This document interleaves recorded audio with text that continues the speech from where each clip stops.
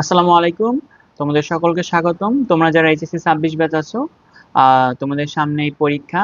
তো biology first পার্টের জন্য তোমাদের কোন কোন টপিক পড়লে সৃজনশীল তোমাদের কমন আসবে? তো আমরা জানি বায়োলজি ফার্স্ট পার্ট ভাস্ট একটা, মনে করো আমরা বই বলতে পারি। তো এর মধ্যে কিছু আছে অনেক ইম্পর্টেন্ট চ্যাপ্টার, কিছু আছে কম ইম্পর্টেন্ট। তো কোনটা থেকে কয়টা কোশ্চেন আসে, কোন কোনগুলা গুরুত্বপূর্ণ কম গুরুত্বপূর্ণ, এগুলো নিয়ে আমি আগে ভিডিও বানাইছি।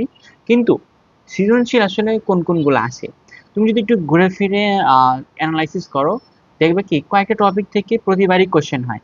ওই চ্যাপ্টার থেকে ওই টপিকের উপর বারবার কোশ্চেন হয়, ওগুলো হচ্ছে 5 স্টার ইম্পর্টেন্ট। কিছু আছে মাঝে মাঝে আসে, মাঝে মাঝে আসে না, ওগুলো মনে করো 3 স্টার ইম্পর্টেন্ট। তো এরকম ভাবে কোন চ্যাপ্টার থেকে কি কি পড়লে তোমার সৃজনশীল কমন পড়বে সেটা নিয়ে আজকে আমি ভিডিওটা সাজাইছি। তো তোমরা সকলেই শুরু থেকে শেষ পর্যন্ত দেখবা। আশা করি কোন চ্যাপ্টার তোমার কতটুকু এফোর্ট দিতে হবে, কি কি পড়লে তোমার সৃজনশীল কভার হয়ে যাবে, সাথে তোমার এমসিকিউ কভার হয়ে যাবে, সব আজকে বলে দেবো। তো চলো শুরু করি। তো সবার ফার্স্ট প্রথমে আছে কি আমাদের চ্যাপ্টার 1। কি আছে? চ্যাপ্টার 1।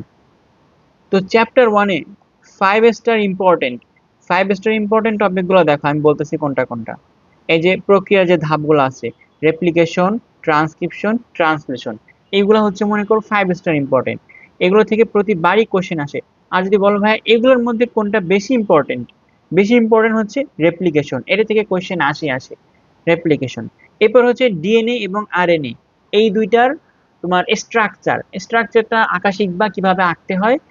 এবং আরএনএ এর মধ্যে টিআরএনএ একটু শিখে রাখবা, টিআরএনএ কিভাবে কি আঁকতে হয়। তাহলে এগুলো হচ্ছে আমার 5 স্টার ইম্পর্টেন্ট, এগুলো থেকে তোমার পরীক্ষায় কোশ্চেন আসবেই। এরপর হচ্ছে কিছু চিত্র তোমার শিখতে হবে আরেকটা জিনিস। এবং আর ডিএনএ এবং আরএনএ পড়ার পাশাপাশি তোমরা এদের পার্থক্যটা পড়ে ফেলবা, যদি এটা অনেক ক্লাস 9-10-এও ছিল, এবারও তোমরা পড়ে ফেলবা, তাও তোমাদের পরীক্ষা আসবে। এরপর আছে দেখো যেটা সবচেয়ে বেশি আসে, চিত্রগুলো আসে। অনেক চিত্র আসে, সেই চিত্রগুলোর তুমি কি বলে চিহ্নিত সহ একটা চিত্র আঁকো। তাহলে তার মধ্যে কোন কোনগুলো বেশি আসে? সবচেয়ে বেশি আসে মাইটোকন্ড্রিয়া এবং ক্লোরোপ্লাস্ট, এই দুইটা অনেক বেশি আসে।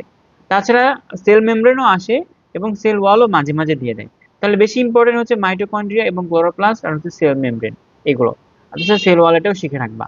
আর কিছু অঙ্গাণু দেয়, যে অঙ্গাণুগুলোর জাস্ট ব্যাখ্যা থাকে, তোমার একটু বৈশিষ্ট্যগুলো লিখতে হয় বা সেটার গুরুত্ব কি সেগুলো লিখতে হয়। সেগুলোর মধ্যে ইম্পর্টেন্ট হচ্ছে লাইসোজাইম, কারণ এটা আত্মঘাতী থলিকা, তারপর বিভিন্ন জায়গায় হেল্প করে, এটা নিয়ে কোশ্চেন আসে। তাছাড়া সেন্ট্রিওল, নিউক্লিয়াস, আছে ক্রোমোজোম, এগুলো নিয়েও মাঝে মাঝে কোশ্চেন দেয়। তাহলে ফার্স্ট চ্যাপ্টার থেকে তোমার একদম 5 স্টার ইম্পর্টেন্ট টপিক কোনটা? একদম ভালো ইম্পর্টেন্ট টপিক হচ্ছে এই রেপ্লিকেশনটা, ট্রান্সক্রিপশনটা, ট্রান্সলেশনটা, ডিএনএ এবং আরএনএ এর গঠন এবং পার্থক্য, এদিকে মাইটোকন্ড্রিয়া এবং ক্লোরোপ্লাস্ট, এগুলো হচ্ছে 5 স্টার ইম্পর্টেন্ট, এগুলো থেকে কোশ্চেন সবসময় হয়। চ্যাপ্টার 2, চ্যাপ্টার 2 অনেক ইজি। তোমরা যারা ভালো মতো এই চ্যাপ্টারটা পড়ছো, আশা করি এখানে কোনো প্রবলেম হবে না তোমাদের। এখানে দেখো কি কি পড়বা। এখানে মাইটোসিসের যে ধাপগুলো আছে, মাইটোসিসের যে 5টা ধাপ, prophase, prometaphase, metaphase, anaphase, telophase, এই 5টা ধাপ একদম ভালো মতো চিত্র সহ পড়বা। কি পড়বা? এটা তোমরা চিত্র সহ ভালো মতো পড়বা। এখান থেকে সবসময় কোশ্চেন দেয়। স্পেশালি তোমরা কোনটা পড়বা, যে মনে করো অ্যানাফেজ ধাপ আছে, মেটাফেজ ধাপ আছে, এগুলো ভালো মতো পড়বা। এটা ডাইরেক্ট চিত্র লিখতে দেয়। এরপর হচ্ছে মিওসিসের যে স্টেপ গুলো আছে, মিওসিসের মধ্যে যেমন মিওসিস 1, মিওসিস 2। তো মিওসিস 1 এর মধ্যে কি কি আছে সেগুলো আমাদের পড়তে হবে, জাস্ট স্টেপ গুলোর নাম শিখবা। এবং মিওসিস 1 এর প্রোফেজ যে 1 ধাপটা আছে, এইটা ডিটেলসে পড়বা, ভালো মতো ডিটেলসে পড়বা। তার মধ্যে জাইগোটিন এবং প্যাকাইটিন, এই দুইটা খুব ভালো মতো পড়বা, চিত্র সহ পড়বা। দেখবা শুধুমাত্র প্যাকাইটিন বা শুধুমাত্র জাইগোটিন দিয়ে তোমাকে উদ্দীপক দিয়ে দিছে। এরপর যেটা বেশি ইম্পর্টেন্ট সেটা হচ্ছে ক্রসিং ওভার। এই ক্রসিং ওভার আর প্যাকাইটিন, এই দুইটা মনে করো কাছাকাছি। এই ক্রসিং ওভারটা ভালো মতো পড়বা। ক্রসিং ওভারের গুরুত্ব কি, এটা মানে কি কি কারণে এর বেশি ইম্পর্টেন্ট, এটা এটা ভালো মতো পড়তে হবে। এবার ক্রসিং ওভারের যে ফিগারটা আছে, এটার ফিগারও দরকার। এরপরে এটা হচ্ছে তোমাকে মেনলি দিবে গ নাম্বারে দিবে এগুলো। ঘ নাম্বারে কি দিবে? যে প্রসেসটা দিছে সেই প্রসেসের, মনে করো মাইটোসিস হোক, মিওসিস হোক বা ক্রসিং ওভার যেটাই হোক, যেটাই দিবে সেটার গুরুত্ব লিখতে বলবে। এটা কি গুরুত্বপূর্ণ, এটা হওয়ার কারণে কি কি সুবিধা হয়েছে, এটা না হলে জীবজগতে কি কি অসুবিধা হতো, সেগুলো আর কি তোমাকে ব্যাখ্যা করতে হবে। এবং আরেকটা যেটা এখন পর্যন্ত অত আসে নাই, বাট যেহেতু তোমাদের এই নতুন কোশ্চেন হবে, ভিন্ন রকমের কোশ্চেন হতে পারে, তাহলে কোষ চক্রটা ভালো মতো পড়বা। কোষ চক্র কি কি, কোষ চক্র কাকে বলে, এর মধ্যে কি কি আছে সেটা পড়বা। এবং বিশেষ করে ইন্টারফেস ধাপের স্টেপ গুলো পড়বা, G1S, তারপর হচ্ছে G2 ফেজ, এগুলো ভালো মতো পড়বা। এটা নিউ কোশ্চেন হিসাবে আসতে পারে তোমাদের। এরপর হচ্ছে চ্যাপ্টার 3 হচ্ছে কার্বোহাইড্রেট, প্রোটিন, লিপিড, এটার অধ্যায়টা। এই অধ্যায়ের মধ্যে মোস্ট ইম্পর্টেন্ট হচ্ছে কি আমার কার্বোহাইড্রেট। তো কার্বোহাইড্রেটের মধ্যে তোমার কি কি পড়তে হবে? তো সংজ্ঞা টঙ্গাগুলো কখর জন্য সবকিছু ভালো মতো পড়বা। এবং গ নাম্বারের জন্য বেশি তোমার দরকার ফিগার দরকার। কি দরকার? তোমার গ্লুকোজ দিক, ফ্রুক্টোজ দিক, যেটাই দিক না কেন, তোমার সেটার আণবিক সংকেতগুলো বা ফিগারগুলো আঁকতে হবে। তো কোনটা বেশি বেশি আমাদের জানতে হবে? এই গ্লুকোজ এবং ফ্রুক্টোজ এই দুইটার একদম যেটা লম্বা চেইন আকারে যেটা আছে সেটাও শিখতে হবে, এবং সাইক্লিক আকারে এইভাবে যে সাইক্লিক আকার যেটা আছে এটাও আমাদের শিখতে হবে। এবং এই দুইটা যদি জানো তাহলে তুমি সুক্রোজটা মানে লিখতে পারবা। তাহলে এই দুইটা থেকে আমরা সুক্রোজটা শিখে ফেলবো, সুক্রোজের স্ট্রাকচার শিখবো। এইগুলো হচ্ছে সবচেয়ে বেশি আসে, এগুলো হচ্ছে মোস্ট ইম্পর্টেন্ট। এই তিনটা হচ্ছে মোস্ট ইম্পর্টেন্ট। এরপর একটু কম গুরুত্বপূর্ণ যেগুলো আছে সেটা হচ্ছে সেলুলোজ, স্টার্চ, অ্যামাইলেজ, এগুলোর স্ট্রাকচার। এগুলো অত বেশি আসে না, বাট আসতে পারে সামনে। এবং এগুলো দেওয়ার পর এগুলো দিবে গ নাম্বারে, আর ঘ নাম্বারে দিবে হচ্ছে যে কার্বোহাইড্রেটের গুরুত্ব লেখো। এটা গ্রস আকারে দিতে পারে যে ওই জিনিস একটা দিছে যে কোষীয় উপাদান এগুলা এগুলা, বা কোন একটা খাবার খাইতেছো তার মধ্যে কি কি আছে, এটা গ নাম্বার ছিল। ঘ নাম্বারে এটার গুরুত্ব ব্যাখ্যা করো, প্রাণী জগতের গুরুত্ব বা অর্থনৈতিক গুরুত্ব, এরকম জিনিস দিতে পারে। অথবা তারা ধরে দিতে পারে ডাইরেক্ট সেলুলোজের গুরুত্ব লেখো, গ্লুকোজের গুরুত্ব লেখো, বা গ্লাইকোজেনের গুরুত্ব লেখো। তো সেই হিসাবে আমাদের ওই স্পেসিফিক টপিকের উপরে 2-3টা কথা লিখে তারপর গ্রস কার্বোহাইড্রেটের গুরুত্বটা আমরা লিখবো। এরপর হচ্ছে প্রোটিন। প্রোটিন থেকে যদি কোনো একটা কোয়েশ্চেন আসে সেটা হচ্ছে কি প্রোটিনের যে স্ট্রাকচার, পেপটাইড বন্ডটা, এটা তোমাকে আইকে দেখাইতে হবে। এবং প্রোটিনের গুরুত্ব কি, এই দুটো হচ্ছে সবচেয়ে বেশি আসে। তাছাড়া মাঝে মাঝে প্রোটিনের ক্লাসিফিকেশনটাও চলে আসে, তাহলে এটা শিখবা। আর লিপিড থেকে এটা খুব বেশি পড়ার দরকার নাই, এখান থেকে জাস্ট কোলেস্টেরলের গুরুত্বটা পড়বা। কোলেস্টেরলের গুরুত্ব কি, এটা যে আমাদের সেল মেমব্রেনে আছে, তো এটা মানব দেহে এটার কি কি ভূমিকা, বেশি থাকলে কি কম থাকলে কি সেটা আমাদের জানতে হবে।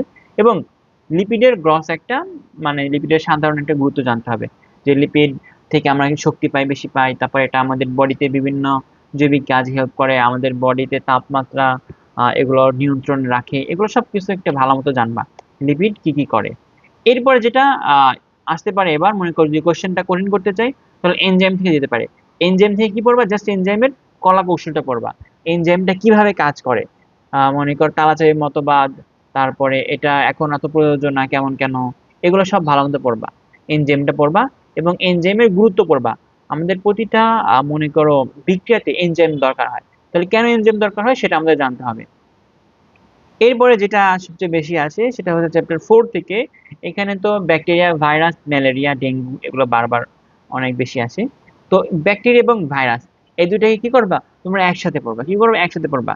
ব্যাকটেরিয়া এবং ভাইরাস এই দুইটার বৈশিষ্ট্য পড়বা, এবং এই দুইটার প্রকারভেদ কি কি আছে এটা পড়বা। এগুলো মনে করো মাঝে মাঝে দিয়ে দেয়, সবসময় দেয় না। এবং যেটা সবচেয়ে বেশি আসে সেটা হচ্ছে একটা ব্যাকটেরিয়া বা একটা ভাইরাসের চিত্র আঁকো, চিহ্নিত চিত্র আঁকো। তাহলে ব্যাকটেরিয়া বা ভাইরাসের চিহ্নিতকরণ চিত্র তোমাদের আঁকতে হবে। এরপর যেটা গ নাম্বারে সবচেয়ে বেশি দেয়, গ নাম্বার যেটা সবচেয়ে বেশি দেয় সেটা ভাইরাসের সংখ্যা বৃদ্ধি, এটা সবচেয়ে বেশি দেয়।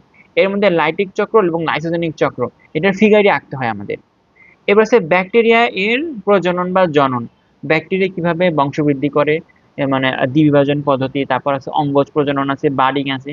তো এটা একটু সাধারণ একটা তোমাদের ধারণা রাখতে হবে। এটা হচ্ছে আমাদের গ নাম্বারে দিবে। এবার ঘ নাম্বারে দিবে হচ্ছে ব্যাকটেরিয়া দিক বা ভাইরাস দিক, যেটা দিয়ে কোশ্চেন আসবে সেটার অর্থনৈতিক গুরুত্ব বা সেটার গুরুত্ব তোমাদেরকে দিবে। বা মনে একটা সিনারিও দিল, সেখানে এর একটা রোগ রোগ তৈরি করছে, উদ্ভিদে একটা রোগ তৈরি করছে, সেই রোগটা মনে করো এখন তোমরা কি কি প্রতিরোধ করবে বা কিভাবে প্রতিকার করতে পারো সেগুলো দিয়েও দিতে পারে। তাহলে ব্যাকটেরিয়া এবং ভাইরাসের অর্থনৈতিক গুরুত্ব শিখবা, এরা কি কি ব্যাড ইফেক্ট গুড ইফেক্ট আছে সেগুলো শিখবা। এবং মোস্ট ইম্পর্টেন্ট যেহেতু উদ্ভিদ বিজ্ঞান পড়তেছো, এরা উদ্ভিদে কি কি রোগ করে, উদ্ভিদে কি কি রোগ করে সেটা একটু পড়বা। এরপর হচ্ছে ম্যালেরিয়া।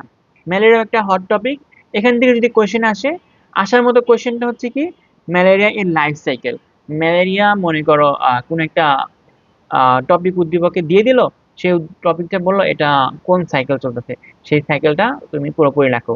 এটা মানুষের মধ্যে যদি হয় তাহলে হেপাটিক বা এরাইথোসাইটিক চক্রের মধ্যে হবে। যদি মশার ভিতরে হয় তাহলে এর কি হবে, যে যৌন প্রজনন যেটা আছে সেইটা হবে। তাহলে এই দুইটি কি করতে হবে আমাদের, হেপাটিক, তারপর এরাইথোসাইটিক চক্র বা এর যৌন প্রজননের যেটা স্টেপগুলো আছে, এই সব তিনটের কি করতে হবে আমাদের ফিগারটা শিখতে হবে। কি করতে হবে? ফিগার আঁকা শিখতে হবে, চিহ্নিতকরণ চিত্র সহ। এরপর যেটা আসে পরীক্ষায় সেটা হচ্ছে ম্যালেরিয়ার লক্ষণ আসে। কি আসে? ম্যালেরিয়ার লক্ষণ। ম্যালেরিয়া হয়েছে, তুমি কি কিভাবে বুঝবা ম্যালেরিয়া হয়েছে? এটা উদ্দীপকও দিতে পারে অথবা তোমাকে গ নাম্বার লিখতেও দিতে পারে। এরপর আরেকটা কোয়েশ্চেন যেটা বিগত বছরগুলোতে চলে আসছিল, সেটা হচ্ছে ম্যালেরিয়ার কারণে কেন রক্তাল্পতা বা রক্ত স্বল্পতা বা এনিমিয়া হয়? কেন হয়? কারণ এটা তো আরবিসি কে ভেঙে ফেলে, এজন্য হয়। এরপর হচ্ছে ম্যালেরিয়া বা যে কোনো মশার প্রতিরোধ তুমি কিভাবে করবা? মনে করো আমাদের এখানে কিছু ক্লিনিক্সের ব্যাপার আছে, তারপর মশারি টানাতে হবে, আশেপাশের ময়লা পানি টানি যা আছে সব পানি টানি এগুলো পরিষ্কার মানে পরিষ্কার রাখতে হবে। মানে এইসব জিনিসপাতি কথাবার্তা তোমাদের লিখতে হবে এখানে। এরপর যেটা টপিক, সেটা হচ্ছে ডেঙ্গু। ডেঙ্গু থেকে কোয়েশ্চেন আসে। ওই তিনটা হচ্ছে মেইন টপিক। তার পাশাপাশি ডেঙ্গু থেকেও মাঝে মাঝে আসে। তো এখানেও কমন জিনিস, ডেঙ্গুর লক্ষণ আসে, আর হচ্ছে কি এর প্রতিকার বা প্রতিরোধটা আসে। এটা সেই ম্যালেরিয়ার মতোই। এরপর আছে চ্যাপ্টার 5 এন্ড 6। চ্যাপ্টার 5টা দেখো, চ্যাপ্টার 5 6 থেকে খুব বেশি অত কোয়েশ্চেন আসে না, বাট আসতে পারে এবার যদি তোমাদের ফুল সিলেবাস তারপর একটু কঠিনও হইতে পারে, তো বিশ্বাস নেই কোনো কিছুর।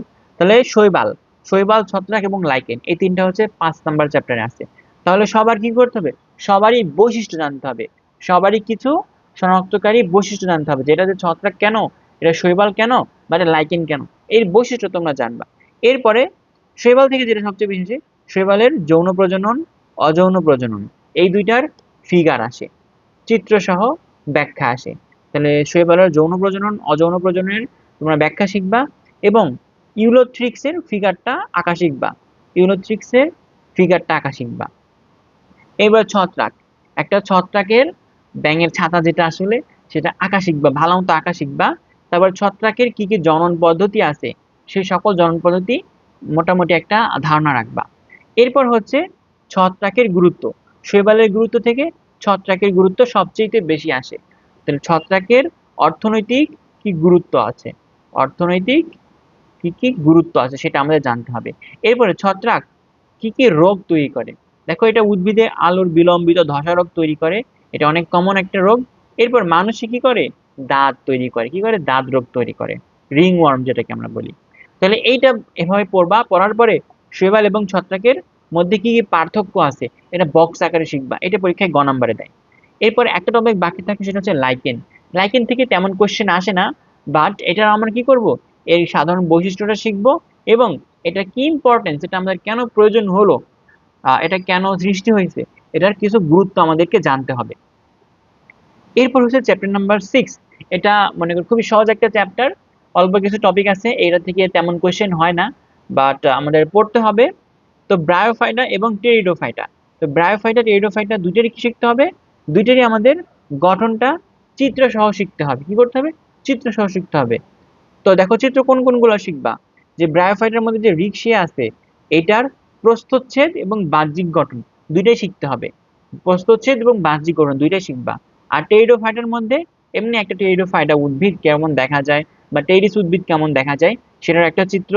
এরপর হচ্ছে এর যনুক্রমের যে চিত্র, এর যে 2n এবং n যে ধাপগুলো আছে, এর যে যনুক্রম, এটার চিত্রটা শিখবা, শিখলে ভালো হবে। এবং যেটা পরীক্ষায় আসে, প্রোথ্যালাস এবং স্পোরোফাইট চিত্র, টেরিডোফাইটার, এই দুটো শিখবা। এবং মোস্ট ইম্পর্টেন্ট, রিক্সা এবং টেরিসের মধ্যে পার্থক্য শিখবা, গ নাম্বারের জন্য আসে এটা। এরপর হচ্ছে চ্যাপ্টার 7। তো চ্যাপ্টার 7 হচ্ছে আবৃতবীজী নগ্নবীজী উদ্ভিদ। তো এখান থেকে খুবই ইজি কোয়েশ্চেন, আবৃতবীজী এবং নগ্নবীজী উদ্ভিদের মধ্যে কি করবা, বৈশিষ্ট্যটা সবার আগে শিখবা, এবং এদের মধ্যে পার্থক্য কি সেটা শিখবা। এবং নগ্নবীজী উদ্ভিদের বৈশিষ্ট্য যদি জানো, তাহলে তুমি সাইকাসের বৈশিষ্ট্য জেনে গেছো, তাহলে সাইকাসের বৈশিষ্ট্য পড়বা, এবং সাইকাসের একটা ফিগার রাখবা। এটা হচ্ছে আসতে পারে। আর মোস্ট ইম্পর্টেন্ট যেটা হচ্ছে পোয়েসি এবং মালবেসি গোত্র।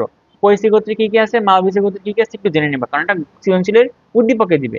এদের শনাক্তকারী বৈশিষ্ট্য রাখবে, পোয়েসির শনাক্তকারী বৈশিষ্ট্য, মালবেসির শনাক্তকারী বৈশিষ্ট্য, এবং এদের পুষ্প সংকেত এবং পুষ্প প্রতীক।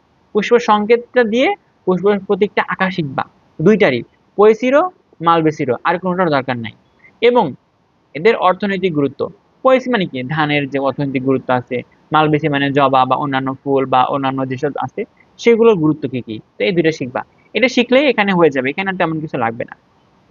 চ্যাপ্টার 8, এগুলো সব কি ফিগারের অধ্যায়, কি অধ্যায়? ফিগারের অধ্যায়। এখান থেকে আমাদের অনেক ফিগার শিখতে হবে। এখান থেকে সবচেয়ে বেশি যেটা আসে সেটা হচ্ছে একবীজপত্রী উদ্ভিদের মূল এবং কাণ্ডের অন্তর্গঠন, এটা পরীক্ষায় তোমাকে দিবেই দিবে। একবীজপত্রী উদ্ভিদের যে মূল এবং কাণ্ডের অন্তর্গঠন আছে এটা পরীক্ষায় তোমাকে দিবে। তাছাড়া দ্বিবীজপত্রীও দিতে পারে যদি কোয়েশ্চেনটা একটু কঠিন করতে চাই, তাহলে এই দুইটা ভালো মতো ফিগার আঁকা শিখবা। তো এটা নিয়ে আমি বিস্তারিত একটা ভিডিও দিছি, প্রায় 30-40 মিনিটের একটা ভিডিও, একদম ভালো মতো কিভাবে তোমার মাথায় কিছু না থাকলেও তুমি কিভাবে এই চিত্রগুলো আঁকতে পারবা সেটা নিয়ে আমি ভালো একটা ভিডিও দিছি, তোমরা ভিডিওটা অবশ্যই দেখবা। তো তোমরা যদি এই ভিডিওর আশেপাশে একটু খোঁজ নাও তাহলে পেয়ে যাবা, বা আমার চ্যানেলে গিয়ে সার্চ করো। এরপর এটা হচ্ছে হট টপিক, সবচেয়ে বেশি ইম্পর্টেন্ট। তাছাড়া কি কি আসে দেখো, তাছাড়া আসে কাণ্ড এবং মূলের মধ্যে ডিফারেন্স কি, পার্থক্য কি, এটা আসে। তারপর যেটা সবচেয়ে বেশি আসে হচ্ছে ভাস্কুলার বান্ডেলের বিন্যাসটা আসে, এটা অরীয় বিন্যাস নাকি সংযুক্ত বিন্যাস, মুক্ত নাকি বদ্ধ, কোন বিন্যাস, এটা ভাস্কুলার বিন্যাসটা আসে, অনেক বেশি আসে। তাছাড়া খুবই কম যেটা আসে সেটা হচ্ছে ভাজক টিস্যু এর প্রকারভেদ এবং পত্ররন্ধ্রের প্রকারভেদ ফিগার সহ, এগুলা মাঝে মাঝে আসে। তাহলে এই চ্যাপ্টার 8 থেকে যদি একটা জিনিস পড়তে চাও হচ্ছে একবীজপত্রী উদ্ভিদের মূল এবং কাণ্ডের অন্তর্গঠন এবং মূল এবং কাণ্ডের মধ্যে পার্থক্য, এই দুইটা পড়বা, আর দরকার নাই এখান থেকে। চ্যাপ্টার 9, চ্যাপ্টার 9 এটা থেকে দুইটা কোয়েশ্চেন আসতে পারে, এটা এত ইম্পর্টেন্ট একটা অধ্যায়। এর মধ্যে 5 স্টার ইম্পর্টেন্ট টপিক গুলো হচ্ছে প্রচ্ছেদনের প্রক্রিয়া, প্রচ্ছেদনটা কিভাবে হয়, এরপর হচ্ছে ফটোসিনথেসিস, এটা সবচেয়ে বেশি ইম্পর্টেন্ট। এর মধ্যে C3 সাইকেল এবং C4 সাইকেল, এই দুইটা জানতে হবে আমাদের। C3 সাইকেল সবচেয়ে বেশি আসে, এবং C3 সাইকেল বা C4 সাইকেল যেটাই দিক, যদি এটা দেয় সাথে, তাহলে C3 এবং C4 উদ্ভিদের মধ্যে পার্থক্য তোমাকে দিবে। C3 C4 উদ্ভিদের মধ্যে পার্থক্য বা এদের বৈশিষ্ট্য তোমাকে অবশ্যই দিবে। তো এইটা যদি ফটোসিনথেসিস থেকে না আসে তাহলে শ্বসন থেকে কোশ্চেন আসবে। শ্বসন থেকে কোশ্চেন আসলে তোমাকে গ্লাইকোলাইসিস বা ক্রেবস চক্র, এই দুইটার একটা দিতেই হবে, মানে তোমাকে এই দুইটার একটা পরীক্ষায় আসেই আসে। তো গ্লাইকোলাইসিস তো হচ্ছে C3 এর মনে করো একদম উল্টাটা, আবার ক্রেবস চক্রটা একটু ভালো মতো পড়বা। এবং শ্বসন থেকে যদি আসে তাহলে অবাধ শ্বসনের অর্থনৈতিক গুরুত্বটা তোমাদেরকে আসবে, যে ফার্মেন্টেশনে কি হয়, এটা থেকে আমরা কি কি তৈরি করি, অ্যালকোহল তৈরি করা যায়, পাউরুটি তৈরি করা যায়, আর অনেক কিছু তৈরি করা যায়, তাহলে এটা আসবে। তাছাড়া গ নাম্বারের জন্য আরো একটা ইম্পর্টেন্ট যেটা থেকে তুমি 3-3 পাইতে পারো, সেটা হচ্ছে এটিপি ক্যালকুলেশন। তুমি এই শ্বসনের মাধ্যমে যে 36টা এটিপি পাইলা, কিভাবে পাইলা সেটা একটু তুমি ব্যাখ্যা করো এখানে। তো এটা ভালো মতো পড়বা, এটা অনেক বেশি আসে। এবার 3 স্টার ইম্পর্টেন্ট, এটা মাঝে মাঝে আসে বা কোয়েশ্চেন যদি করি নয় তাহলে আসতে পারে। আগে ওগুলো পড়ে তারপর এই জিনিসগুলো পড়বা, যেমন কি আছে খনিজ লবণ শোষণের মধ্যে সাইটোক্রোম পাম্প বা লুন্ডেগর মতবাদ, এটা মাঝে মাঝে আছে। তারপর পত্ররন্ধ্র বন্ধ হওয়ার কৌশল, এটা আসতে পারে এখন, আধুনিক মতবাদ। তাছাড়া এটা অনেক আগে আসতো যেগুলো, সেগুলো হচ্ছে সালোক সংশ্লেষণের পর্যায়, মানে আলোক পর্যায়ের মধ্যে ফটোসিন সিস্টেম 1, ফটোসিন সিস্টেম 2, এগুলো চিত্র সহ ব্যাখ্যা, এবং ইলেকট্রন ট্রান্সপোর্ট চেনের চিত্র সহ ব্যাখ্যা। তো এগুলো লেস ইম্পর্টেন্ট, এগুলো অত বেশি আসে না, এগুলো অত বেশি আসে না। তোমাকে পড়তে হবে এগুলো সবার আগে পড়তে হবে, তারপর যদি ফরজ কাজ শেষ হয় তখন এই নফল 3 স্টার পড়বা। এরপর হচ্ছে চ্যাপ্টার 10, চ্যাপ্টার 10 এর মধ্যে যেটা আছে এখানেও ফিগার ভিত্তিক পড়াশোনা, পুংগ্যামিট এবং স্ত্রী গ্যামিটের যে সৃষ্টি হওয়া, এটার ফিগারটা তোমাদের লাগবে। এটা একদম ওই মাতৃকোষ থেকে দরকার নাই, এটা হচ্ছে স্পোর, পুংগ্যামিটের ক্ষেত্রে স্পোর থেকে, আর স্ত্রী গ্যামিটের ক্ষেত্রে ডিম্বক থেকে কিভাবে শুক্রাণু বা ডিম্বাণু তৈরি হবে সেইটার ফিগারটা তোমাদের আঁকা শিখতে হবে, প্রসেসটাও জানতে হবে। তাছাড়া এই যে নিষেকটা হবে, নিষেকের ফলে কি রেজাল্ট হবে, বীজ তৈরি হবে, ফল তৈরি হবে, তারপর শস্য তৈরি হবে, সেগুলো ভালো মতো জানবা। এরপরে এই দুইটা টপিকের পরে যে টপিক সবচেয়ে বেশি গুরুত্বপূর্ণ সেটা হচ্ছে কৃত্রিম সংকরায়নের যে প্রক্রিয়া, যে স্টেপ গুলো আছে, স্টেপ বাই স্টেপ, এটা ভালো মতো মনে রাখবা। এখানে শুধু স্টেপ গুলো লিখলেও তুমি কিন্তু অনেক বেশি মার্কস পাবা। এরপরে এরপরে যেটা সবচেয়ে বেশি আসে সেটা হচ্ছে অঙ্গজ প্রজনন, এবং অঙ্গজ প্রজননের গুরুত্ব এবং ডিম্বকের গঠন, এটা অনেক আগে আসতো। তো এটা হচ্ছে লেস ইম্পর্টেন্ট, এগুলা খুবই কম আসে। তুমি আগে এগুলা পড়বা, যদি সময় থাকে তখন এগুলা পড়বা। চ্যাপ্টার 11, চ্যাপ্টার 11 থেকে সাধারণত 3টা কোশ্চেন দেয়। 3টা কোশ্চেন কি, 3টা কোশ্চেন হচ্ছে টিস্যু কালচার, রিকম্বিনেন্ট ডিএনএ প্রযুক্তি, এবং যদি একটু কঠিন করতে চাই তাহলে জিনোম সিকোয়েন্স। এই 3টার বাইরে কোনো কোশ্চেনই দিবে না। 3টারে কি করবা, স্টেপগুলো শিখবা এবং রিকম্বিনেন্ট ডিএনএ চিত্রটা শিখবা, তাহলেই হবে। আর এর সবার কি ইম্পর্টেন্স, এটা কেন গুরুত্বপূর্ণ, এর ভূমিকা কি কি, এগুলো আমাদের জানতে হবে। এবং একটা নিউ টপিক দিব সেটা হচ্ছে প্লাজমিড, প্লাজমিডটাও পড়ে যাবা, কারণ নতুন কোশ্চেন আসতে পারে, প্লাজমিড দিয়ে দিতে পারে। তো প্লাজমিড যদি দেয় তাহলে তোমার রিকম্বিনেন্ট ডিএনএ টেকনোলজিটা দিয়ে দিবে। তো সবার লাস্টের টপিক যেটা থেকে খুবই কম কোশ্চেন আসে, তোমাদের ক্ষেত্রে কোশ্চেন আসার সম্ভাবনা খুবই কম, এখান থেকে যদি দেয় তাহলে ইন সিটু এবং এক্স সিটু সংরক্ষণ, এই দুটা কি জিনিসটা কি, কোথায় ইউজ করা যায়, তারপর কেন গুরুত্বপূর্ণ সেটা একটু শিখবা। ইনসিটু এবং এক্সিটু, তারপর কি কি উদাহরণ আছে সেগুলো শিখবা। এবং এই যে প্রাণী জগতের বা বিভিন্ন যে প্রাণী আছে, প্রাণী সম্পদ, এদের সংরক্ষণ করার ইম্পর্টেন্স কি বা এদের সংরক্ষণের গুরুত্ব কি, অথবা ইনসিটু বা এক্সিটু এদের আহ মানে গুরুত্বটা কি, এটা আমাদের জানতে হবে। এটা জানলে মনে করো তুমি একটা সৃজনশীল পেরে গেলা। এরপর যে টপিকটা আসতে পারে এখান থেকে সেটা হচ্ছে উদ্ভিদের অভিযোজন। এটার মধ্যে কি কি দিতে পারে, যে এর সবচেয়ে বেশি যদি দেয় একটাই দিবে, সেটা হচ্ছে সুন্দরবনেরটা, লবণাক্ত জলাভূমি বা ম্যানগ্রোভ ফরেস্টের। এখান থেকে দিবে যে এখানের উদ্ভিদের বৈশিষ্ট্যটা কি, এখানে কি কিভাবে বিবাহ মনে কর অভিযোজিত হয়েছে। এবং আরেকটা কোশ্চেন আসতে পারে, যদি কোশ্চেনটা কঠিন করতে চাই, যে সুন্দরবনে কি কি উদ্ভিদ আছে তার 3টা এক্সাম্পল দাও বৈজ্ঞানিক নাম সহ। তাহলে এইটা না পড়ে কেউ যাবে না পরীক্ষার ক্ষেত্রে, বুঝছো? এটা পরীক্ষায় দিতে পারে। তাছাড়া আর মিঠা পানিরটা, শালবনেরটা, মরুজ উদ্ভিদ এগুলা এমনি পারবা, তাও এগুলো একটু জাস্ট রিডিং করে যাবা যদি কখনো দিয়ে দেয়। বিভিন্ন অঞ্চলের নাম খ নাম্বারে আসতে পারে, যে তার মধ্যে ওরিয়েন্টাল অঞ্চলটা একটু ভালো মতো পড়ে যাবা, কারণ এর মধ্যে তো আমরা পড়ি, তো এটা পরীক্ষার ক্ষেত্রে দিতে পারে। So that's it. এটা হচ্ছে উদ্ভিদ বিজ্ঞানের ক্ষেত্রে কি কি আমাদের পরীক্ষার ক্ষেত্রে আসতে পারে। তো এগুলো একটু ভালো মতো পড়বা। যদি এগুলো ভালো মতো পড়ে যাও, উদ্ভিদ বিজ্ঞানে আশা করি কোনো সমস্যা হবে না। নেক্সট একটা ভিডিওতে আমি প্রাণী বিজ্ঞান এটা দিয়ে দিব, প্রাণী বিজ্ঞানের সৃজনশীলের জন্য কোন কোন টপিক ইম্পর্টেন্ট। তো দেখো এখানে আমি অনেকগুলা লিখছি, তো তোমরা এখানে যেগুলো আমি মার্ক করছি না, লাল কালি দিয়ে যেগুলো মার্ক করছি সেগুলো ভালো মতো পড়বা। হলুদ কালি দিয়ে যেগুলো মার্ক করছি সেগুলো কি করবা, চিত্র সহ পড়বা। তাছাড়া তো আমি বলেই দিলাম এগুলো 5 স্টার, এগুলো 3 স্টার। তো যেগুলো 5 স্টার বলছি বা লাল কালি দিয়ে দাগানো এবং হলুদ কালি দিয়ে দাগানো, এগুলো সবার আগে পড়বা। এগুলো পড়লেই তুমি সৃজনশীল ইনশাল্লাহ তুমি 9টাই কমন পেয়ে যাবা। আর যদি ভাগ্য একটু খারাপ হয় তাহলে কি তোমাদের একটু কষ্ট করতে হবে। তার জন্য কি, ওই যেগুলো লেস ইম্পর্টেন্ট সেগুলোও পড়ে যাবা। এর বাইরে আশা করি কখনোই তোমাদের কোনো এই বোটানিতে কোনো সৃজনশীলের কোনো কোশ্চেনই দিবে না। So that's it. তোমাদের সকলকে আজ এ পর্যন্তই। ক্লাস দেখার জন্য সকলকেই অনেক অনেক থ্যাঙ্কস। তো তোমরা যারা এখনো আমার চ্যানেল সাবস্ক্রাইব করোনি অবশ্যই সাবস্ক্রাইব করে ফেলো। এবং নেক্সট কোন কোন টপিক বা কোন কোন জিনিসের উপর ভিডিও বানালে তোমাদের সুবিধা হয় সেগুলো কমেন্টে লিখে ফেলো। তো আজ এ পর্যন্তই। আসসালামু আলাইকুম।